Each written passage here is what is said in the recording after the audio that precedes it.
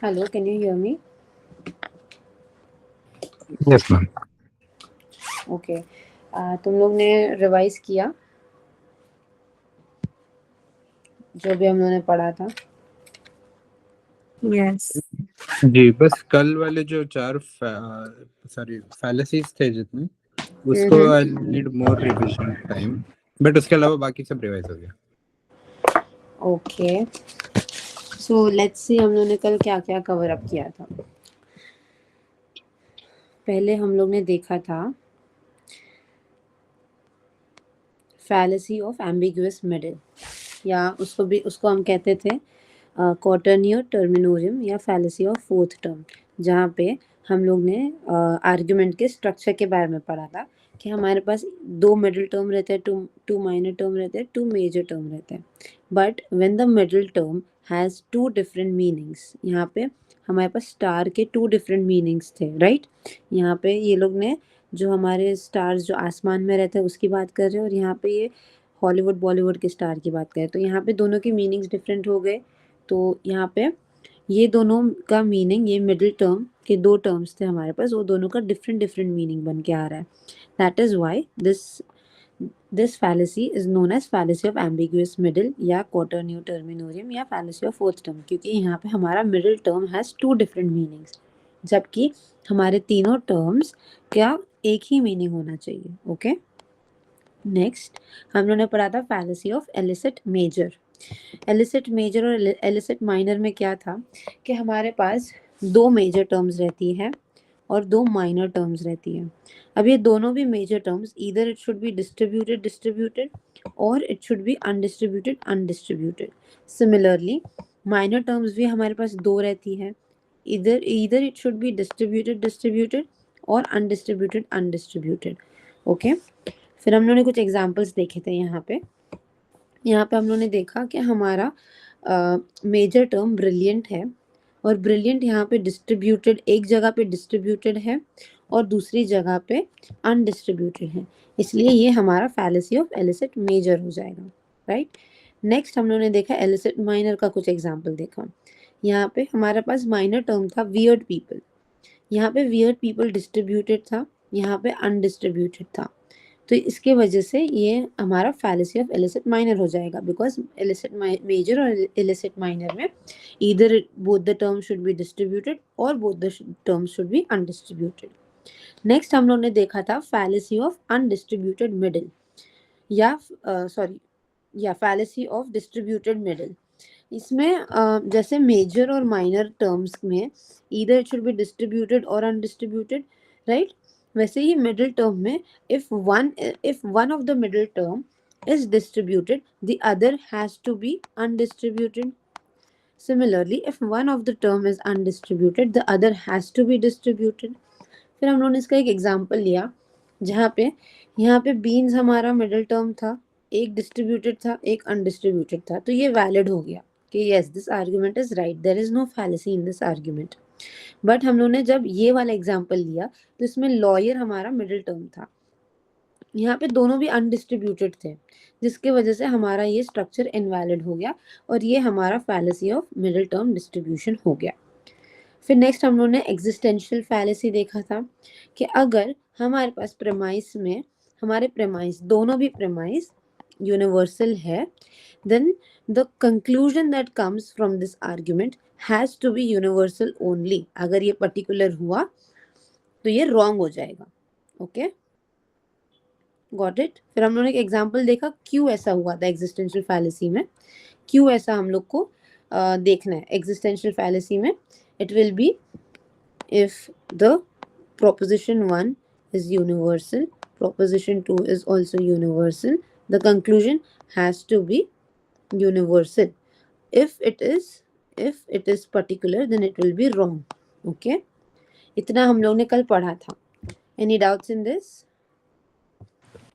नहीं, बस एक क्वेश्चन था मैम। इन सारे फैलेसीज के जो नाम है, do we have to remember them as they are? Because I know what they mean, like मैंने वो याद कर लिए हैं, पर वो जो नाम है जैसा एग्जिस्टेंशियल वो याद नहीं रह पा रहा।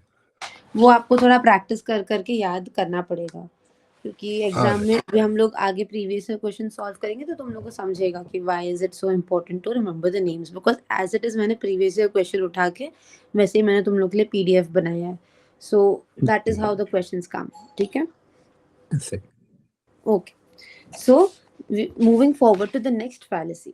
नेक्स्ट फैलेसी का नाम है fallacy of particular premise.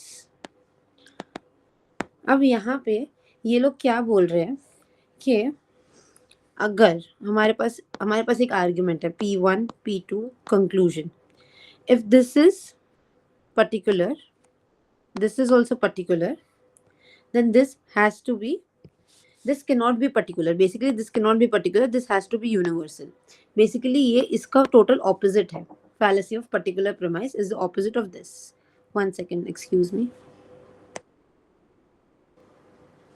okay, so we were studying about fallacy of particular premise। यहाँ पे अगर हमारे पास if we have an argument which follows the structure P1 P2 and C। ठीक है, यहाँ पे हमारे पास फर्स्ट वाला premise is particular premise, second वाला इज आल्सो पर्टिकुलर प्रीमाइस, ये थर्ड वाला भी अगर पर्टिकुलर प्रीमाइस है तो ये इनवैलिड हो जाएगा। ये इनवैलिड क्यों होगा? Let us see an example. और इसके बदले क्या होगा, we'll see after the example कि इसके बदले क्या होना चाहिए था। Let us see one example.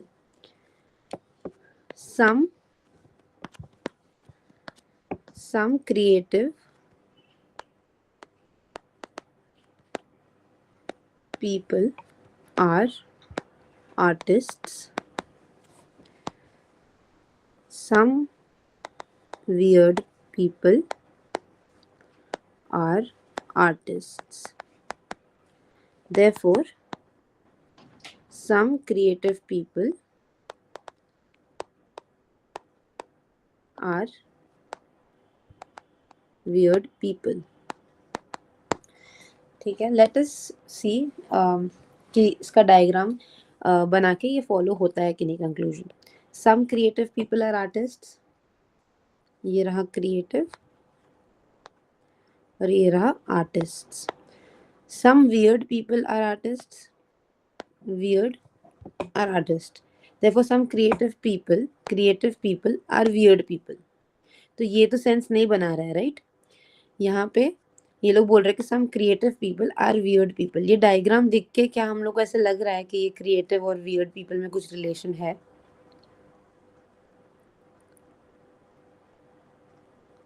नहीं। नहीं। सो बेसिकली ये हम लोग हमारा क्या पॉइंट बन रहा है यहाँ पे? पॉइंट ये है कि अगर हमारे पास एक पर्टिकुलर प्रेमाइस है, दूसरा भी पर्टिकुलर प्रेमाइस है, तीसरा पर्टिकुलर प्रेमाइस नहीं हो सकता है। At least one of the premise, at least one of the premise has to be universal। तुम लोग को याद है ना यूनिवर्सल और पर्टिकुलर प्रेमाइसेस क्या होते हैं? जी मैम। मुझे बताओ। Yes. कल तुम लोग को याद नहीं था, मुझे बताओ पर्टिकुलर क्या है और यूनिवर्सल क्या है। पर्टिकुलर का एक एग्जांपल बताओ, यूनिवर्सल का एक एग्जांपल बता दो। Some people are tall, okay, that वो could क्या be होगा? particular। ओके, जी, and universal में all men are lazy। Yes. So basically हमारा सम और सम नॉट वाले जो प्रोपोजिशंस थे वो हमारे पर्टिकुलर में आएंगे, यूनिवर्सल में हमारा ऑल और नो ये वाले प्रोपोजिशंस आएंगे, आई ओ ए और ई, राइट? ये वाले हमारे प्रोपोजिशंस आते हैं। सो ये fallacy of particular premise ये कहता है कि at least one of the premise has to be universal. Okay, ठीक है, सब के सब पर्टिकुलर नहीं हो सकते हैं। बस ये वाला fallacy सिर्फ इतना ही बोलता है। ठीक है, ये कॉपी कर लो तुम लोग।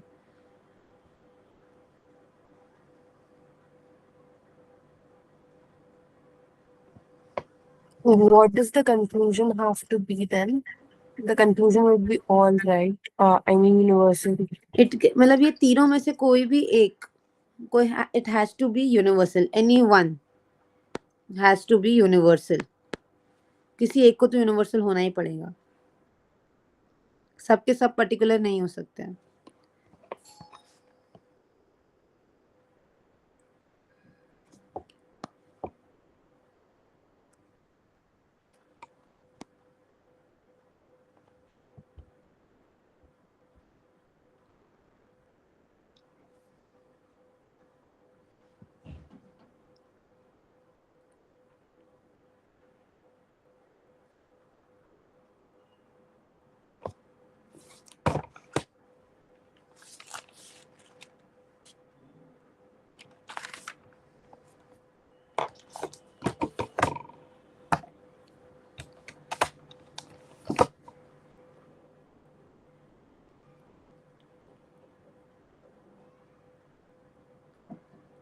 Done, copying.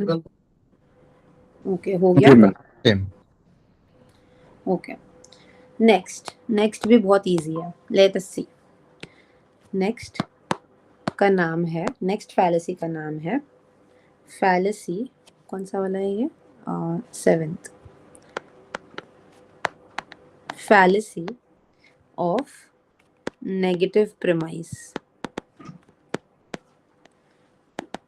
What does it से? अभी हम लोग को ये नाम से ही क्लियरली दिख रहा है कि it has to do something with the premise which is negative. So let us see क्या है। Let us take an example. Premise 1 is no idiot is rational.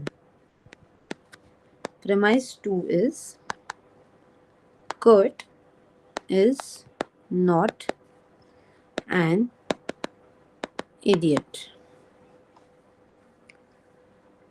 Conclusion, therefore, Kurt is rational. सबसे पहले तुम लोग मुझे बताओ कि ये जो P1 है वो कौन सा वाला कैटेगोरिकल प्रोपोजिशन है? AEIO कौन सा है? I. How is it I? No, sorry. It is Sorry, E. E. Kurt is not an idiot, ये वाला कौन सा प्रोपोजिशन है?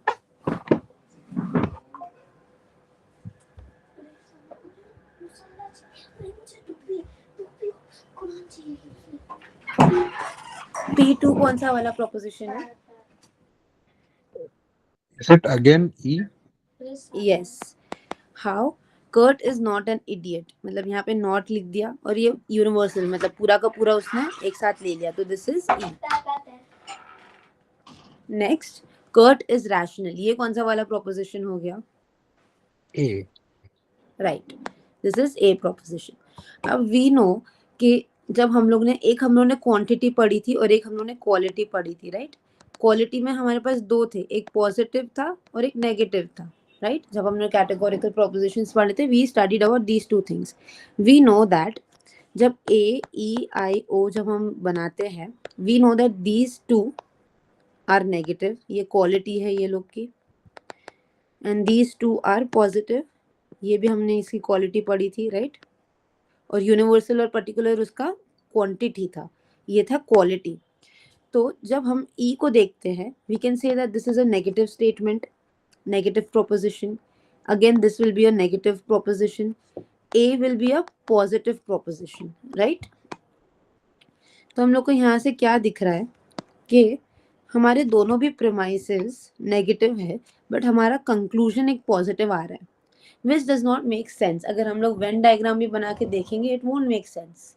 और हम वैसे भी अगर कोई चीज देखेंगे, negative into negative positive, oh sorry not that, हम वेन डायग्राम बना के देखेंगे, ठीक है? उसमें ये कॉन्सेप्ट नहीं आएगा, नेगेटिव इंटू नेगेटिव पॉजिटिव, ये कॉन्सेप्ट इसमें नहीं आएगा, sorry.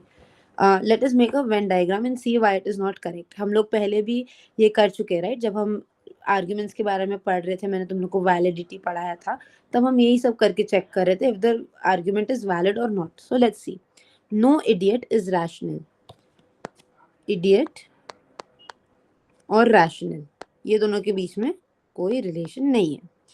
Kurt is not an idiot, Kurt और इडियट के बीच में भी कोई रिलेशन नहीं है। कंक्लूजन क्या कह रहा है? कर्ट इज रैशनल, बट यहाँ पे तो ऑलरेडी हम लोग को दिख रहा है कि इसका कोई रिलेशन है ही नहीं कर्ट और रैशनल के बीच में।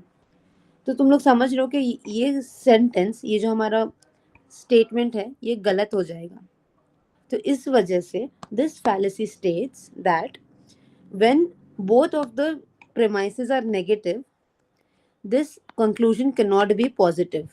ठीक है, ये नेगेटिव दोनों प्रेमाइस, सबसे पहले तो अगर दोनों प्रेमाइस नेगेटिव है तो हम लोग को कंक्लूजन भी नहीं देखना है कि पॉजिटिव है या नेगेटिव है। हमें डायरेक्टली यही बोलना है कि this is a fallacy of negative premise because both the premises can not B negative. अभी हम लोगों ने वेन डायग्राम बनाया, जब हम लोगों ने वेन डायग्राम बनाया तो यहाँ पे हम लोगों ने देखा कि ये आपस में किसी का रिलेशन बन ही नहीं रहा है, right, because both of them are negative.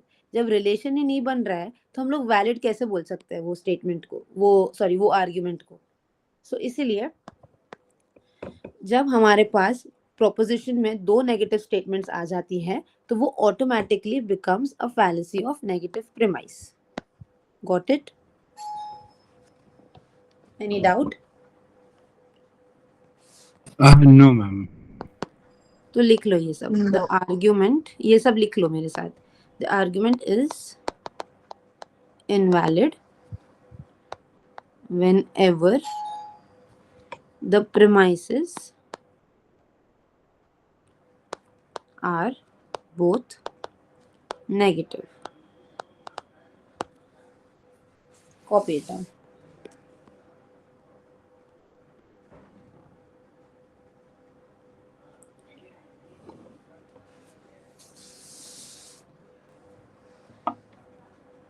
Done, ma'am. Okay, Amina, what about you? Done. Okay. अब हमारा आखिरी वाला फैलेसी देखते हैं क्या बोलते हैं। The eighth fallacy is fallacy of exclusive premise. अब ये क्या बोलता है? Again we have one argument P1, P2 and a conclusion. Suppose for example we have the first proposition as a positive one, ठीक है, दूसरा हमारे पास नेगेटिव प्रोपोजिशन है। ये इधर A या I है या, और ये इधर O या E है, ठीक है। तो the conclusion has to be negative only. If one is positive, the other is negative, the conclusion has to be negative only. अगर conclusion positive हुआ तो फिर अगर if this becomes positive, it will be invalid and this will become fallacy of exclusive premise. बस इतना ही था इसमें। That's all.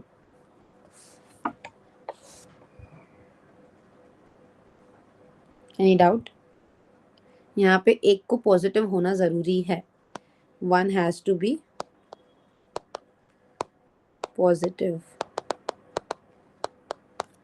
Got it? जी। ठीक है, कॉपी कर लो।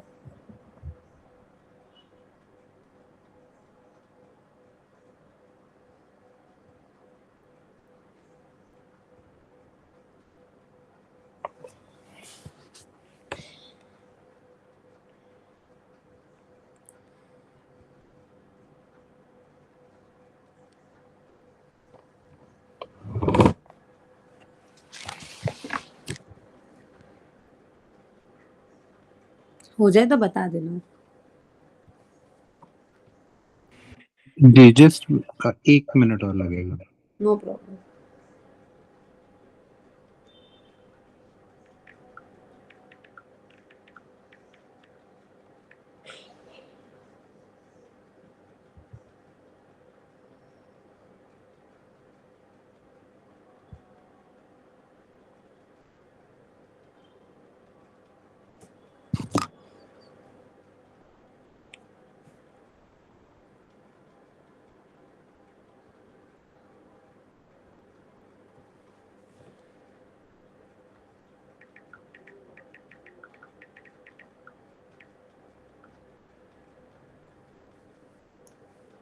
Done, ma'am. Amina, what about you? Done. एक बार अभी तुम लोग सारी फैलेसीज को देख लो, रिवाइज कर लो, because we are going to solve previous year questions now. Okay, एक बार देख लो सारी fallacies. Done ma'am. Okay, so let us move towards the previous year questions. Okay, let's see.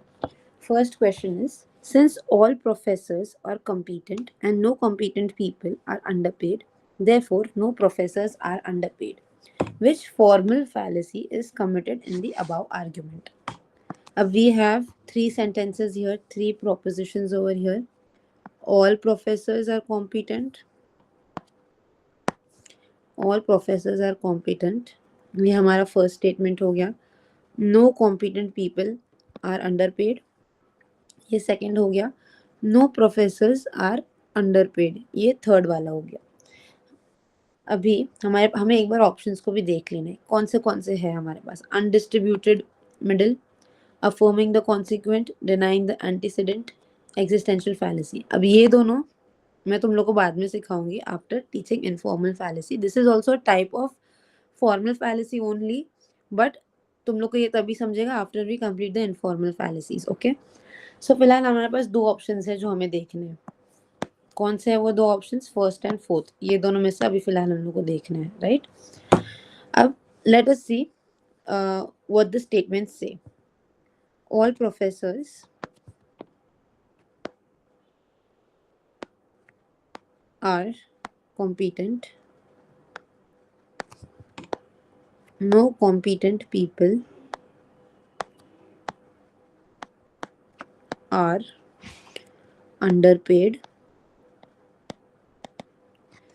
No professors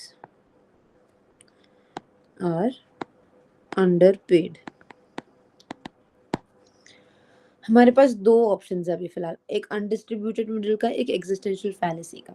let's see पहले undistributed middle में क्या बोलते हैं ये लोग, कि जो मिडिल टर्म है वो इधर it should be distributed, the other one should be undistributed, या वाइस वर्सा. ठीक है, ये वाले स्टेटमेंट में तुम लोग मुझे बताओ कि फर्स्ट वाले स्टेटमेंट में P1 में कौन सा डिस्ट्रीब्यूटेड होगा, कौन सा अनडिस्ट्रीब्यूटेड होगा. सबसे पहले तो तुम लोग मुझे माइनर, मेजर और मिडिल बताओ.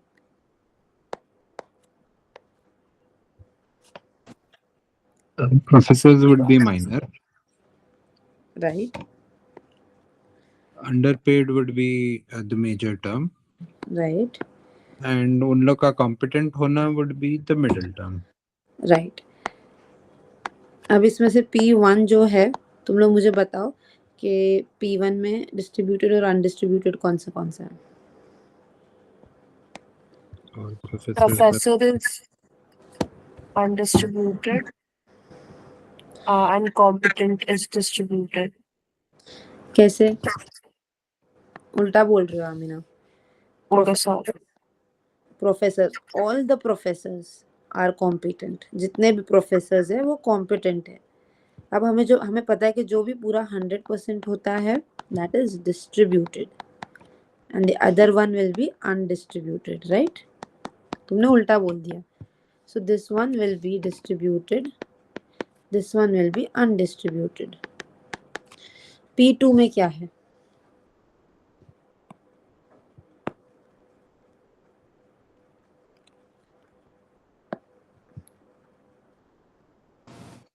दोनों ही undistributed है because of them not intersecting.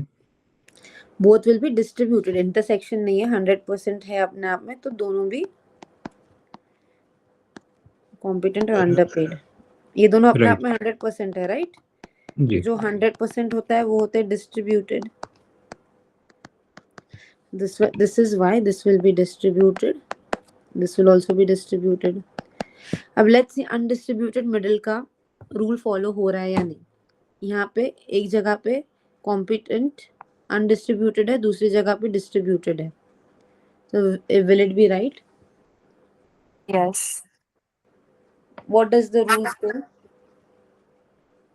That if one middle term is distributed, then the other has to be undistributed and vice versa. One second, I'm getting a call. Excuse me for 1 minute. Ji.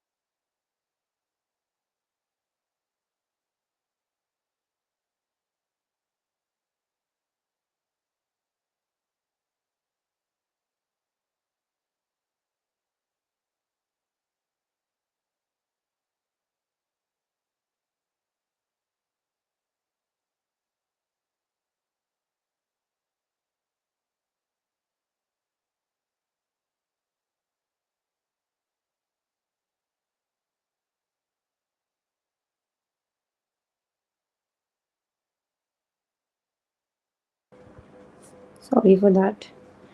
Um, yeah. So यहाँ पे competent हमारा एक जगह पे undistributed है, दूसरी जगह पे डिस्ट्रीब्यूटेड है। सो ये तो कोई फैलेसी नहीं अकर हो रही है।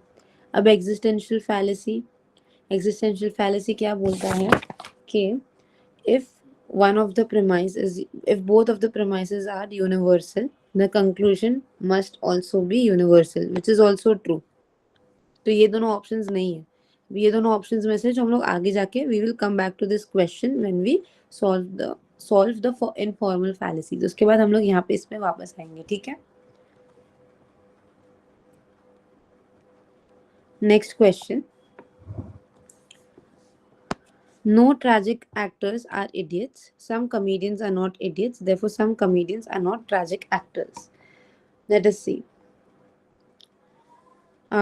Do you guys want to try this first? जी। Yes. Okay.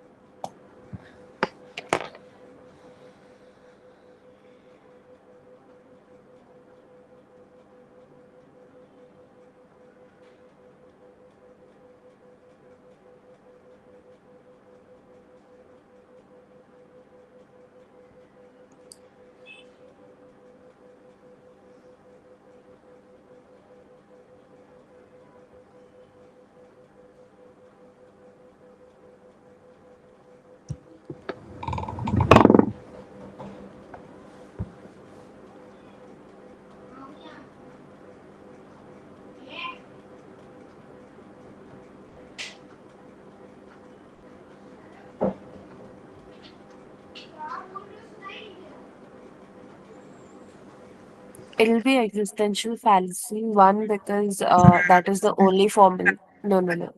Sorry, that is not. Uh, because the first statement is universal, Hmm. and prem- the second premise and the conclusion are both particular. तो वो तो right होगा ना, मतलब वो दूसरा हो जाएगा। वो पर्टिकुलर प्रेमाइस की बात कर रहे हैं। एग्जिस्टेंशियल फैलेसी में ये बोलते हैं कि अगर यूनिवर्सल है P1 P2, तो कंक्लूजन भी यूनिवर्सल होना चाहिए, पर्टिकुलर नहीं होना चाहिए। This is what existential fallacy says. You might want to change your answer.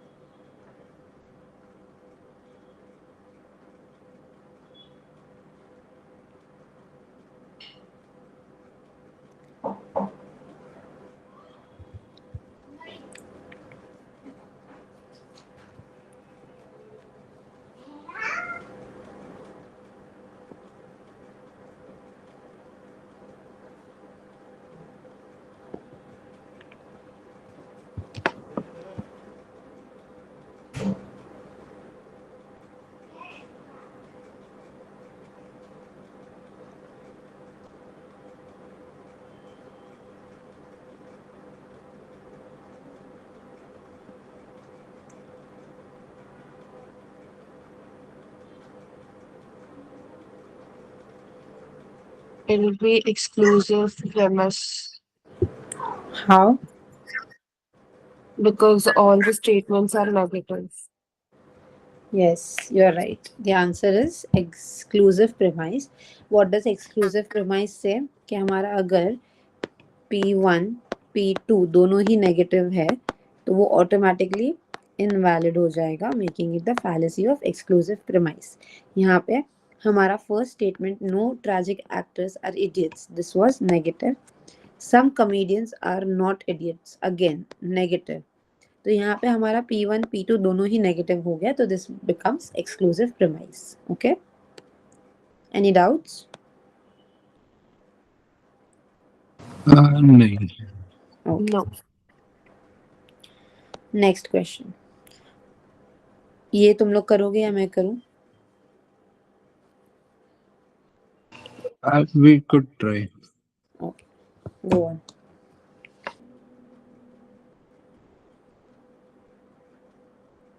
Is it existential fallacy? Yes, this is existential fallacy. You're right. How? Because the first two statements are universal, therefore the third also has to be universal, but the third is particular here. Right, very good. यहाँ पे हमारा first statement है all household pets are domestic animals. ये हमारा universal हो गया because it has all. No unicorns are domestic animals, again ये भी यूनिवर्सल हो गया। बट हमारा जो कंक्लूजन है, some unicorns are not household pets, this becomes a particular premise, making it invalid because it has to be universal. मैंने तुम लोग को वेन डायग्राम बना के भी एक्सप्लेन किया था, राइट? तुम लोग को भी बस ये रूल याद रखना है। अगर तुम लोग को कभी एक कंफ्यूजन भी हुआ तो you can draw the Venn diagram and cross check it. Okay, तो the right answer is existential fallacy. Fallacy of negative premise क्या होता है? when both the premises are negative। Undistributed middle क्या होता है? जब हम लोग को हमारा दोनों मिडिल टर्म अलग सेम है, या तो it will be both distributed या तो both it will both be undistributed. Let us see इसमें क्या है, एक बार बस सिर्फ प्रैक्टिस के लिए let us do this, let us solve it. All household pets are domestic animals, no unicorns are domestic animals. Some unicorns are not household pets. We are talking about undistributed middle वाला, ठीक है? वो हम लोग एक बार check कर लेते हैं, क्योंकि एग्जाम में हम लोग को सब चेक तो करना ही पड़ेगा हर एक ऑप्शन को, राइट? तो हम लोग अभी अनडिस्ट्रीब्यूटेड मिडिल का चेक कर लेते हैं। यहाँ पे पहले मुझे बताओ मिडिल टर्म कौन सा रहेगा, because we are talking about undistributed middle. तो मुझे मिडिल टर्म बताओ क्या होगा? Domestic animals. Right, domestic animals हमारा मिडिल टर्म हो जाएगा। फिर प्रीमाइस 1 में डिस्ट्रीब्यूटेड कौन सा है, अनडिस्ट्रीब्यूटेड कौन सा है, बताओ?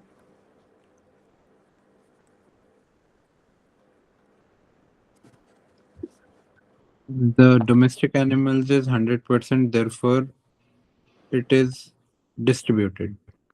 डोमेस्टिक एनिमल 100% कैसे होगा? जो भी हाउस होल्ड पेट्स है, all household pets are domestic animals. तो डोमेस्टिक हाउस होल्ड पेट्स 100% होगा ना जी। तो this will be distributed, right? तो ये हमारा हाउस होल्ड पेट्स हो जाएगा distributed and this will be undistributed. Right. Next, no unicorns are domestic animals. इसमें यूनिकॉर्न और डोमेस्टिक एनिमल क्या है, डिस्ट्रीब्यूटेड अनडिस्ट्रीब्यूटेड, बताओ मुझे।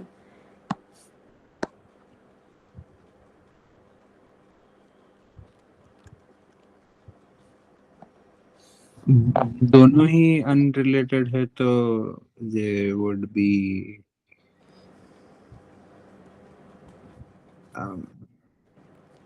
आई एम सॉरी, वो मेरे दिमाग में जंबल हो रहा है। इट्स ओके, दोनों भी 100% है। दिस इज हाउ जी। द डायग्राम वुड बी, 100% है दोनों भी, that is why both will be distributed, right? ये भी डिस्ट्रीब्यूटेड हो जाएगा, ये भी डिस्ट्रीब्यूटेड हो जाएगा। अब let us see the middle term. Middle term domestic animal है, यहाँ पे एक अनडिस्ट्रीब्यूटेड है, एक डिस्ट्रीब्यूटेड है, तो इसमें कोई फैलेसी नहीं है. ये अगर सेम सेम होता तो गलत होता, बट यहाँ पे तो ये ऑलरेडी अलग अलग है, तो ये हमारा fallacy of undistributed middle answer नहीं होगा. ठीक है. फैलेसी ऑफ पर्टिकुलर प्रेमाइस क्या होता है? पर्टिकुलर प्रेमाइस में क्या बोलते हैं ये लोग कि अगर हमारे पास, एक second, let me just clear this.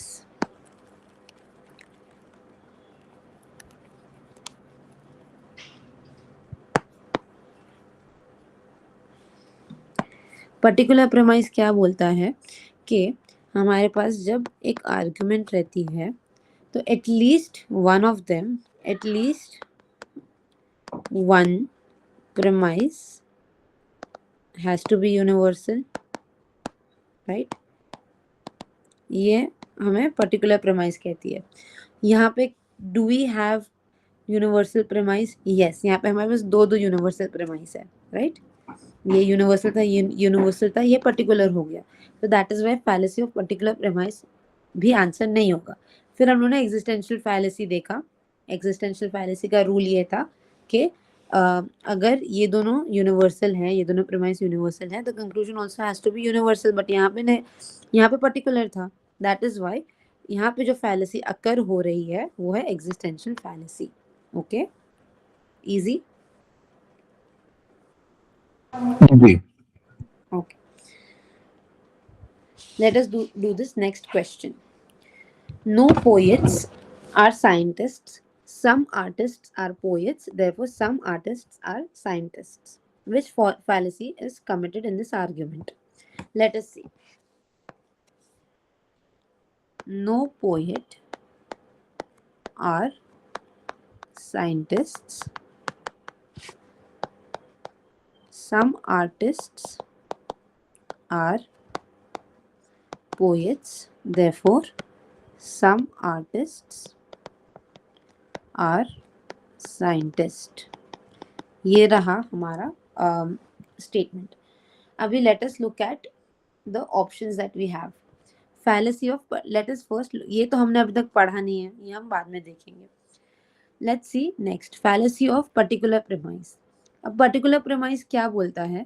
Particular premise ये बोलता है कि अगर हमारे पास एक argument है तो उसमें से at least one should be universal. At least one should be universal.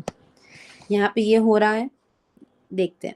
ये नो पोएट और साइंटिस्ट, ये यूनिवर्सल स्टेटमेंट है या पर्टिकुलर स्टेटमेंट है? Universal. Yes. Some artists are poet, ये कौन सा स्टेटमेंट है? पर्टिकुलर. राइट. नेक्स्ट, वो भी पर्टिकुलर. यस. तो यहाँ पे हम लोग को दिख रहा है कि हमारे पास एटलीस्ट वन यूनिवर्सल स्टेटमेंट बन रहा है. सो दिस इज वाई यहाँ पे कोई फैलेसी अकर नहीं, मतलब ये फैलेसी ऑफ पर्टिकुलर प्रेमाइस तो नहीं है, क्योंकि ये एक यूनिवर्सल हमें मिल गया. So this won't be the answer. Next कौन सा है? Fallacy of drawing and affirmative, sorry my bad. Next क्या बोल रहा है? फैलेसी ऑफ, ये तो नहीं है. Fallacy of drawing and affirmative conclusion from a negative premise. ये क्या बोलता है? Affirmative conclusion. अभी तक हम लोग ने ये, मैंने जो भी तुम लोग को फैलेसीज पढ़ाई उसमें से तुम लोग ने ये नाम नहीं देखा होगा, बट व्हाट डज इट से कि अगर हमारे पास पॉजिटिव है दोनों, इसमें हम लोग को थोड़ा लॉजिक यूज करना है कि अगर हमारे पास दोनों पॉजिटिव है, सॉरी दोनों नेगेटिव है, negative premise, drawing a affirmative conclusion from negative premise, मतलब अगर ये दोनों हमारे पास नेगेटिव है तो क्या ये पॉजिटिव बन सकता है? ये अभी हम लोगों ने थोड़ा टाइम पहले दूसरे किसी रूल में पढ़ा था. कौन सा रूल था वो था फैलेसी ऑफ नेगेटिव प्रेमाइस. उसमें हम लोग ने यही सेम चीज पढ़ी थी, राइट? कि जब हमारे दोनों प्रेमाइसेस नेगेटिव है, क्या ये पॉजिटिव हो सकता है? Can it be positive? No. नहीं. नहीं. तो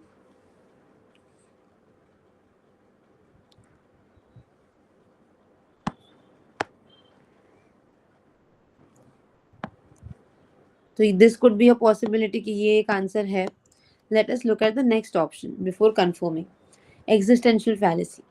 एग्जिस्टेंशियल फैलेसी क्या बोलता है कि अगर हमारे पास यूनिवर्सल है और पर्टिकुलर है, तो वो आंसर तो नहीं बनेगा, right? This has to be universal, correct? ये यूनिवर्सल नहीं है यहाँ पे, सॉरी माय बैड. एक्चुअली मेरा आज ध्यान नहीं है थोड़ा.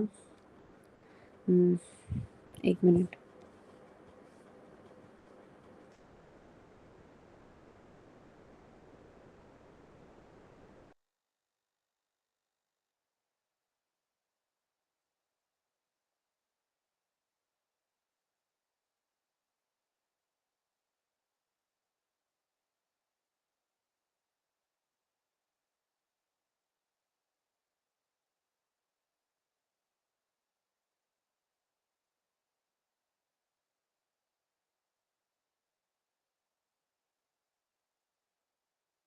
ओके, स्टार्टिंग से देखते हैं. ओके जी. ओके, ये लोग क्या बोल रहे हैं? Fallacy of drawing an affirmative conclusion from a negative premise. ये लोग ऐसे बोल रहे हैं कि अफर्मेटिव कंक्लूजन है हमारे पास, ये हमारा अफर्मेटिव कंक्लूजन है, बट ये लोग बोल रहे हैं नेगेटिव प्रेमाइस है. यहाँ पे हमारे पास एक नेगेटिव प्रेमाइस है, ये नो पोएट आर साइंटिस्ट, ये नेगेटिव प्रेमाइस है. यहाँ पे ये सम आर्टिस्ट आर पोएट, ये पॉजिटिव है, राइट?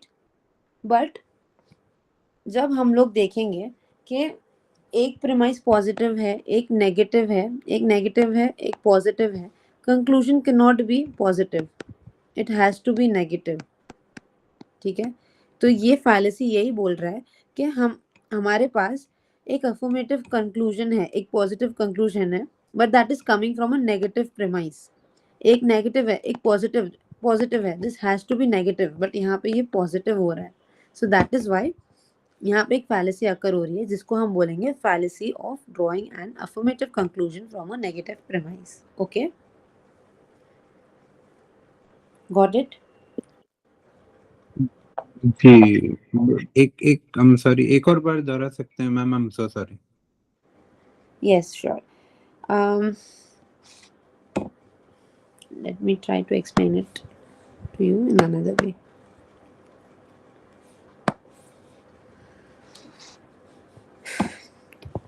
पहले हम लोग एग्जिस्टेंशियल फैलेसी को देख लेते हैं. ठीक है, एग्जिस्टेंशियल फैलेसी क्या बोलती है कि हमारे पास एक यूनिवर्सल स्टेटमेंट है और एक यूनिवर्सल स्टेटमेंट है, तो जो हमारा कंक्लूजन है वो भी यूनिवर्सल होना चाहिए. बट यहाँ पे ऐसा कुछ है ही नहीं. यहाँ पे हमारे पास no poet are scientist, this is a universal statement. Some artists are poet, ये हमारे पास यूनिवर्सल स्टेटमेंट नहीं है, this is a particular statement. तो ये एग्जिस्टेंशियल फैलेसी आएगा ही नहीं, क्योंकि यहाँ पे एग्जिस्टेंशियल फैलेसी के लिए you need to have both the premises as universal, but यहाँ पे तो एक पर्टिकुलर है. So this option will not be the right option. ठीक है, बचा क्या हमारे पास? ये fallacy of drawing an affirmative conclusion from a negative premise. Affirmative conclusion, ये हमारे पास अफर्मेटिव कंक्लूजन है, राइट है, right?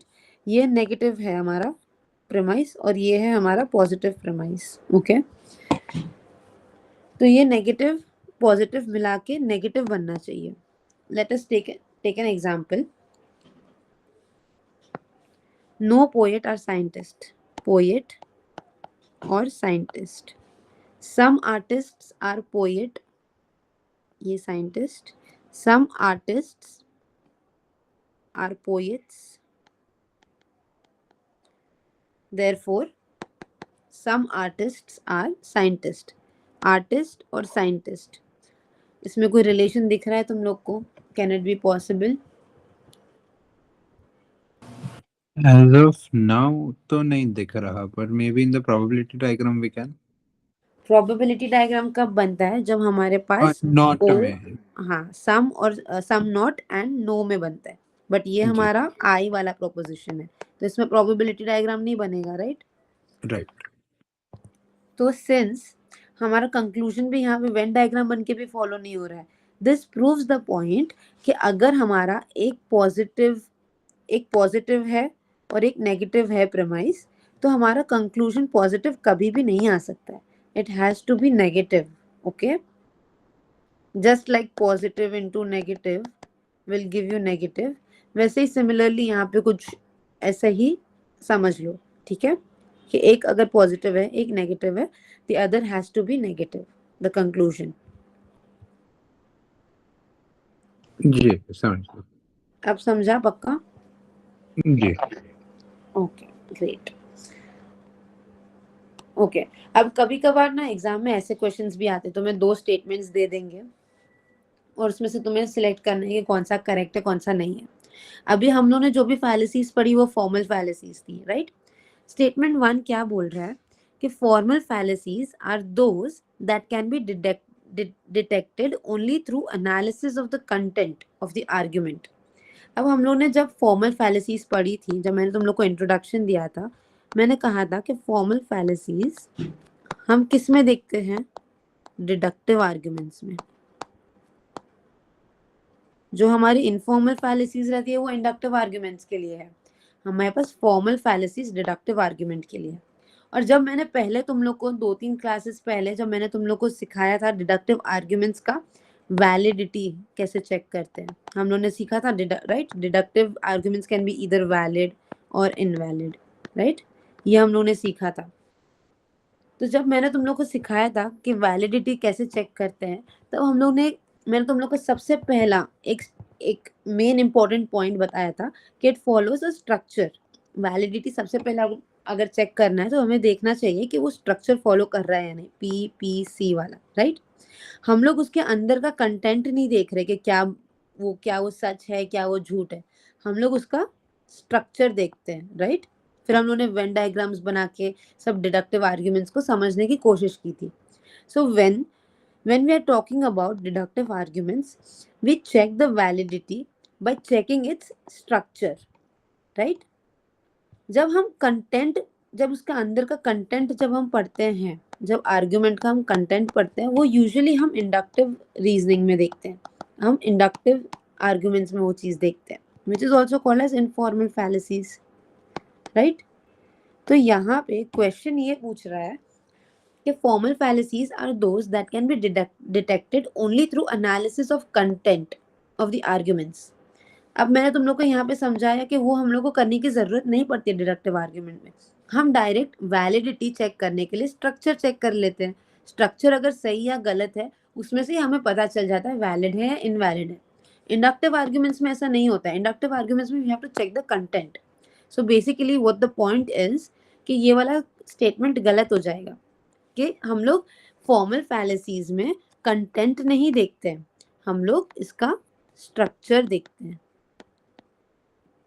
So that is why this statement will be wrong. Okay, this statement will be incorrect. ये वाला हमारा incorrect हो जाएगा statement. Late us see what the statement 2 says. Formal fallacies pertain to deductive arguments that have identifiable forms. What do you guys think? क्या हो मतलब ये क्या ये सही है या गलत है?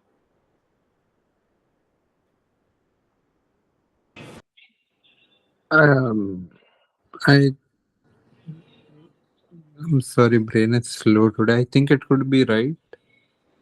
Yes, because अभी मैंने तुम लोग को यही बोला कि it has a form, it has a ji. structure which we can identify. ऐसे ही हम लोग आइडेंटिफाई कर सकते हैं उसका एनालिसिस नहीं करते बैठेंगे हम लोग, राइट? ये जी. स्ट्रक्चर देखते हैं हम समझ जाएंगे वैलिड है या इनवैलिड है. So yes, this statement is correct.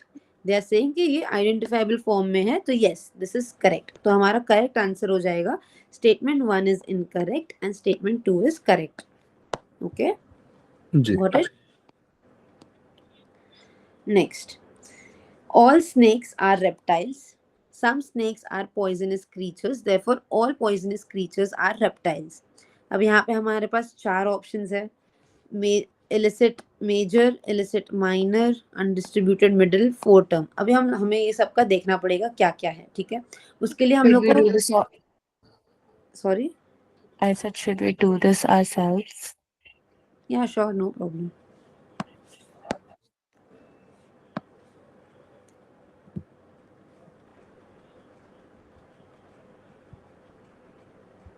Is it fallacy of minor illicit process of minor term? Option 2. Let me see 1 second. Yes, you are right. It is option number 2. Let's see how. All snakes are reptiles. Some snakes are poisonous creatures. Therefore, all poisonous creatures are reptiles. पहले हम देखेंगे minor term और major term कौन से हैं. Poisonous creatures, reptiles, minor, major.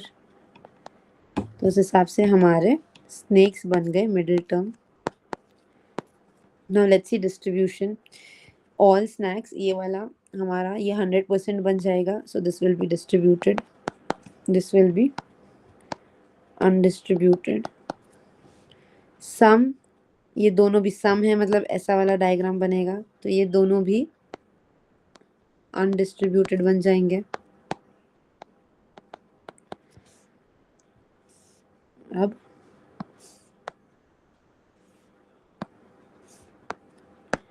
All में ये distributed बन जाएगा बिकॉज दिस विल बी 100%, और ये बाकी का बचा हुआ अनडिस्ट्रीब्यूटेड बन जाएगा. Fallacy of illicit major term. Major क्या बोलता है? ये हमारा माइनर था, ये हमारा मेजर है. मेजर टर्म क्या बोलता है कि ये दोनों भी इधर डिस्ट्रीब्यूटेड या अनडिस्ट्रीब्यूटेड होने चाहिए. तो हमारा first major term reptile is undistributed, दूसरा वाला भी रेप्टाइल इज अनडिस्ट्रीब्यूटेड. तो ये वाला नहीं होगा fallacy. Next minor term. Minor term हमारा पॉइजनस क्रीचर, फर्स्ट वाला डिस्ट्रीब्यूटेड है, सेकंड वाला अनडिस्ट्रीब्यूटेड है. यहाँ पे कुछ गड़बड़ है. ये दोनों भी या तो अनडिस्ट्रीब्यूटेड होने चाहिए थे या तो डिस्ट्रीब्यूटेड होने चाहिए. So this could be a right answer. But फिर भी हम आगे चेक कर लेंगे कि दूसरा कोई ऑप्शन तो नहीं बन रहा है. Sorry. Fallacy of undistributed middle term. Undistributed middle term excuse me.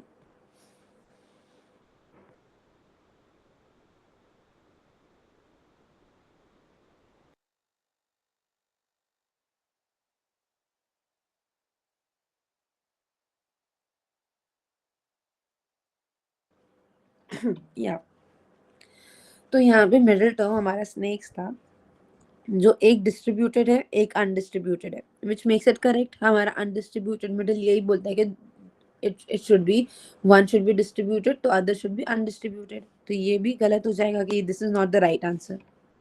fallacy of four terms.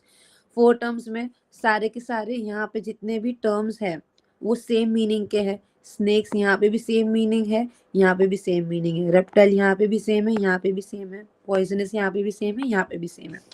तो ये भी आंसर नहीं होगा. हमारा आंसर होगा fallacy of minor term, illicit minor term. Okay जी. Okay next. ये वाला भी तुम लोग ही करो. This is also easy.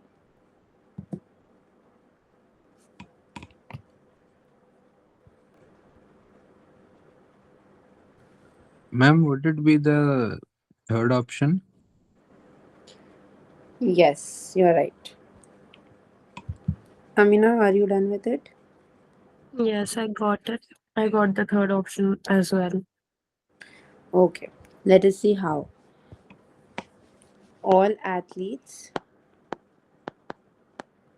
are sports person.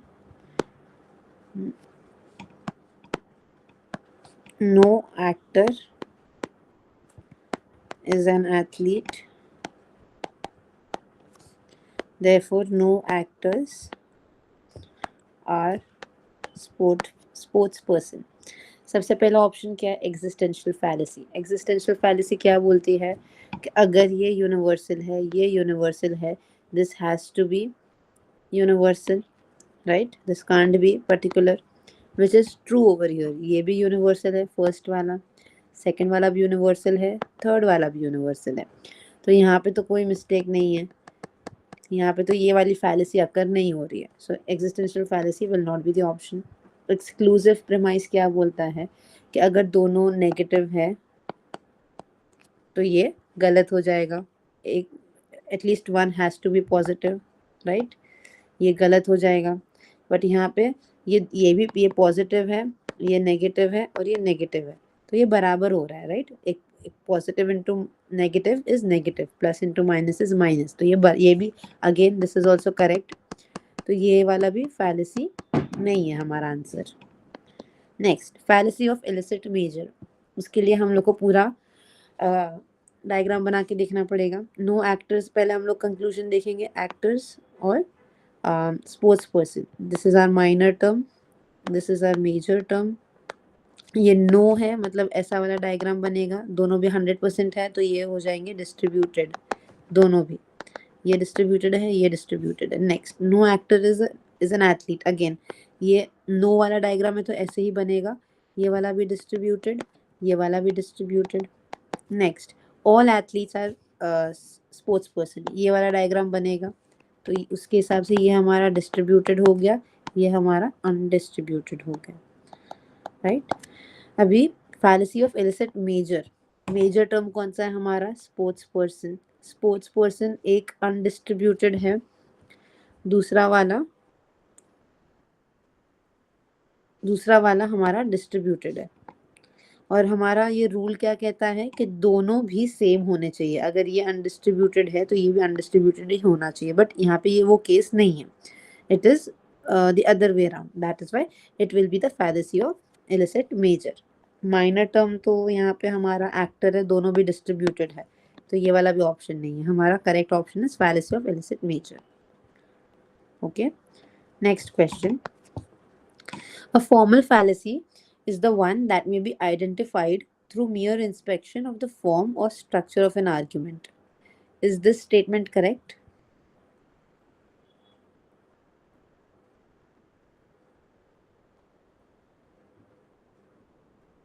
No, Why? Why do you think it is incorrect? because we also look at um the distribution of the argument. वो distribution जब हम चेक करते हैं, that is also structure, right? Okay, so then it is true. तो यार form और structure हम देखते हैं जब, तो it becomes a formal fallacy, तो this will be true. Statement 2. Formal fallacies are found only in deductive arguments that have identifiable forms. Will it be correct?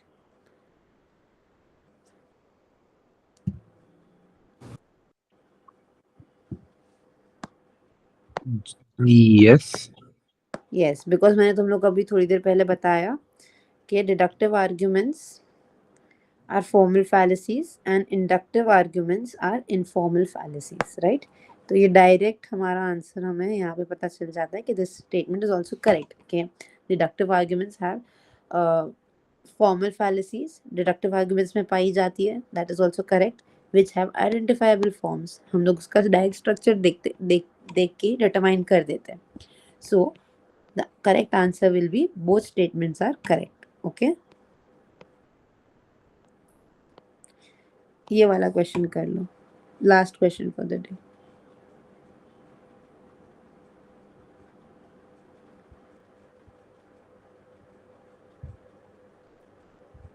For exclusive and existential, they are following the rules, which does not make them up.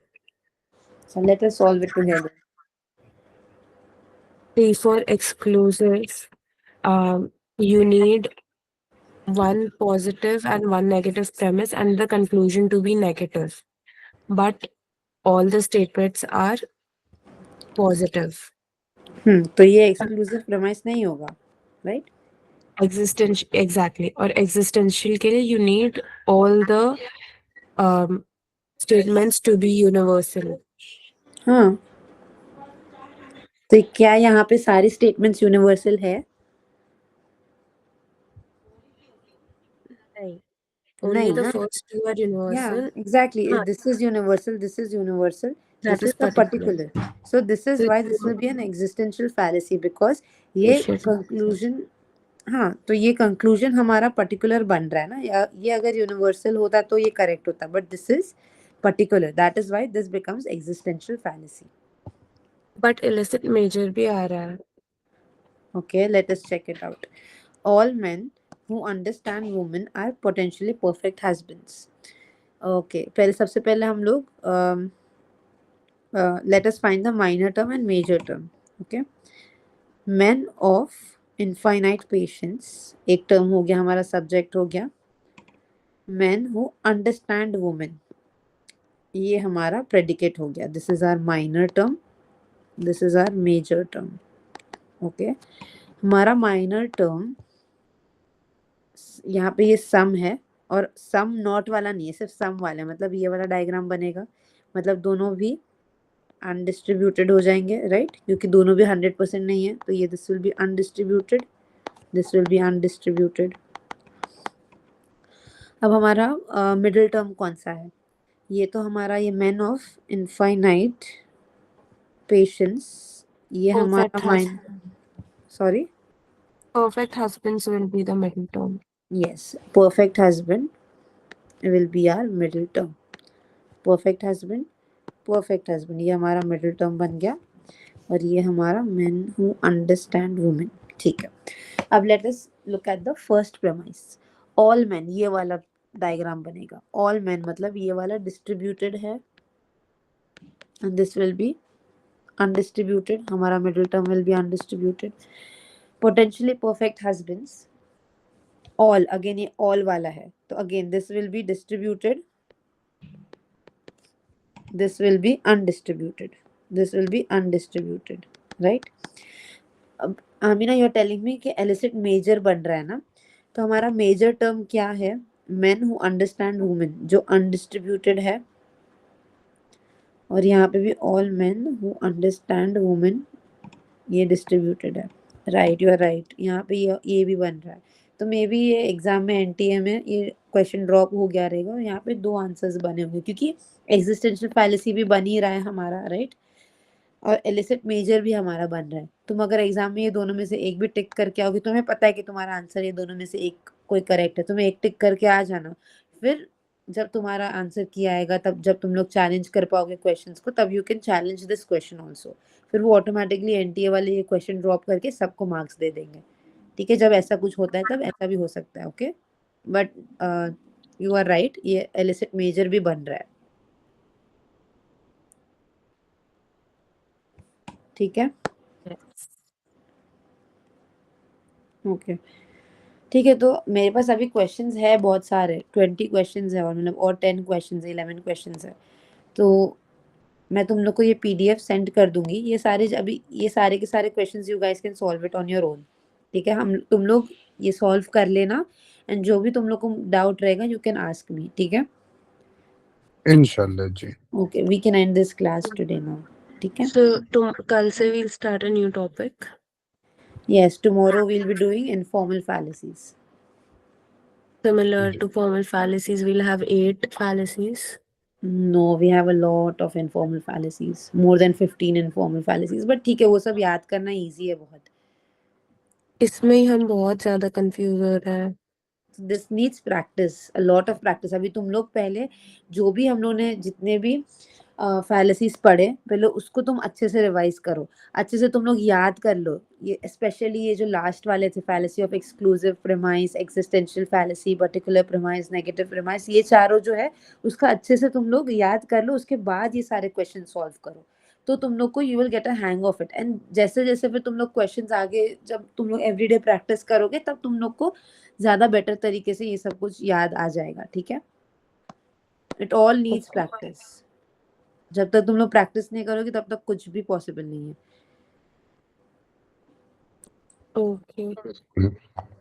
ठीक है, so make sure that you practise, and then you revise it first, then you practise it. Okay, Okay.